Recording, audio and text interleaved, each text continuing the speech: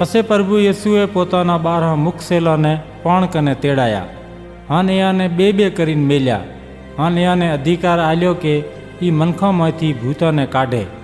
अने एने कीधुं के मार्ग हारू लाकड़ी सिवा कांई ना लेजो, ना रोटलो, ना थेलो, ना कमरबंद में पैसा, जोड़ा पहेरजो पण बीजी खमीस ना लेजो।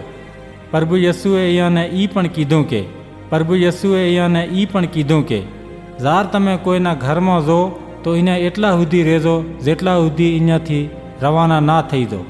जे कोई जगहे मनक तमने आववा ना आले अने तमारी वात ना सांभळे तो अहींयाथी जाया टाणे पोताना पगानी माटी अहींया खचेरी नाखजो के अहींयाने खिलाफ सबूतनुं निशान होय।